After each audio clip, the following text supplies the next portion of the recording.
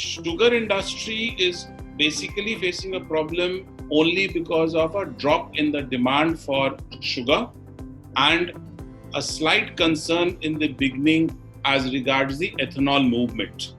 As far as ethanol movement is concerned, because some of the depots were unable to take further ethanol from us, those have been relocated and the oil companies are taking that same quantity which was meant for one depot in another depot in another state in the country.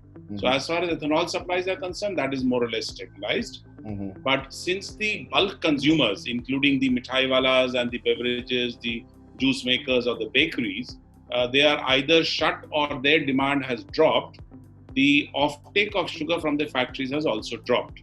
You may be knowing that about 60% of our ethanol offtake is by these industrial houses or the sweet makers in our neighborhood.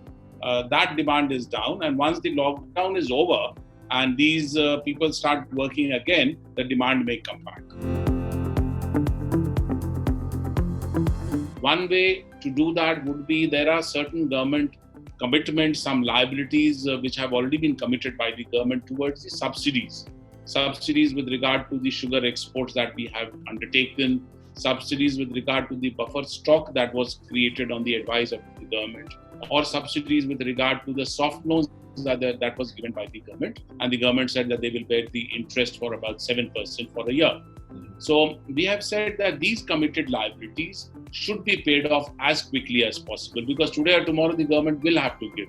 So it's not something new that we are asking. So about 12,500 crore is approximately the amount with regard to all these subsidies that the government has promised over the last year and this year. Out of that, the budgetary allocation is just about 4,500 crore only. Out of that, most of that has been paid. So what we have requested is, please allocate the budget to Ministry of Food to the tune of about 8,200 crore more to fill up that commitment that you have already made, and that should be paid as quickly as possible as and when we are making the claims. So that will straight away improve our liquidity availability by 8,500 crore in the next few months. RBI has also requested the banks to reassess the margins on the loans that is given against our sugar stocks or the ethanol stocks, the working capital loans. So that generally the banks hold back about 15% on our sugar stocks as the margin and 25% on the ethanol stocks as the margin. So what we have said, reduce that margin to 10% for both sugar and ethanol, so that we can draw, instead of 85% and 75% respectively for sugar and ethanol, we can draw about 90%, and that can increase the working capital availability for us. We have also requested for a major decision, and that is with regard to keeping the sugarcane price same for the next season. And we have given our justification. We have explained why we think the farmers of sugarcane will not suffer, because the farmer of sugarcane is getting almost 60-70% more than any other competing crop in the country. Any other farmer that gets much less than that.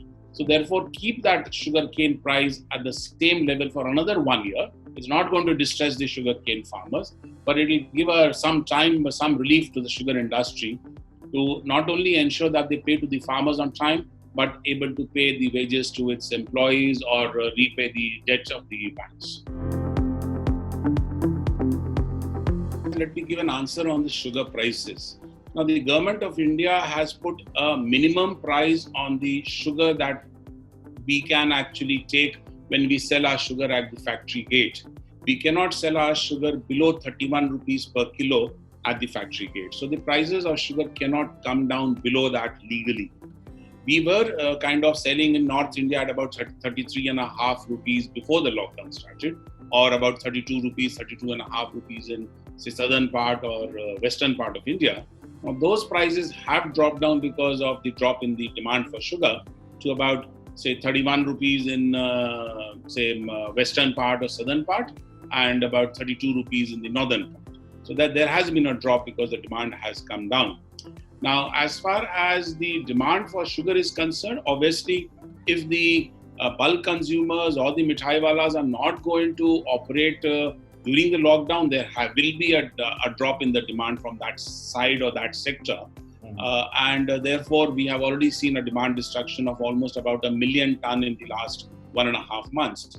Now, I personally also believe that the offtake from our factories had dropped because of the fact that there was some sugar in the pipeline with the trading community, which has now got used up.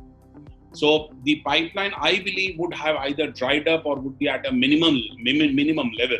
So after the lockdown is over, hopefully around 3rd or 4th of May, and some of these large consumers, industrial houses or the mithai walas start functioning in the next 15 days, 20 days, there will be a demand which will come from that side. The summer months around the corner, where we see a big increase in the demand for the cold drinks or the juices or the ice creams. So that demand also will come. Thirdly, as I mentioned, if the trading community would have dried up whatever sugar they had in the pipeline, there will be a spurt in demand immediately from the trading community also. We were expecting that out of 6 million tons, we should be doing 5.5 million tons. 100% compliance is generally not possible because these are quotas given to each and every sugar mill across the country. So you can't, and this is not a compulsory kind of or a mandatory kind of export. Somebody doesn't want to export, he doesn't export. The only positive is that the government reallocates if somebody doesn't export or wants to surrender his quota. So what has happened is whoever wanted to export, these slightly more enterprising sugar companies, they have fulfilled their quota. They are looking at more quota from the government. The government, I believe, is working on taking some surrenders from people who don't want to export and would be reallocating in the next week or next 10 days. Okay. So once that reallocation happens, then there will be an offer from the sugar mills. Now, my information is there are a lot of companies, exporters, and some countries like Indonesia who are looking at India as a major source of sugar. Some raw sugar, some white sugar. The ex-mill price, which is now being offered by these exporters, is around 21 rupees per kilo of sugar. So 21 rupees plus 10.5 rupees of subsidy from the government is working out to more than what they are getting in the domestic market today, or close to what they're getting in the domestic market.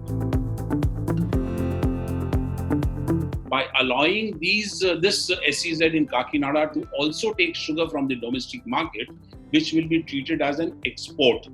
So that small decision has to be taken by the Ministry of Food. We have represented to the Food Minister that if you allow this SEZ to take sugar from the domestic market, and once they export to another country, then I'll be eligible for the export subsidy. If that happens, another about 3 to 4 lakh tons of demand will come from there.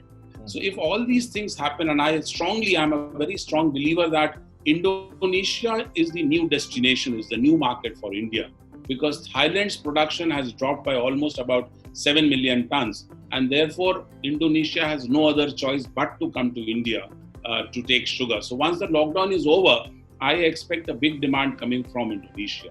All these put together, sorting out the problem of SEZ, I believe we should cross about 5 million tons.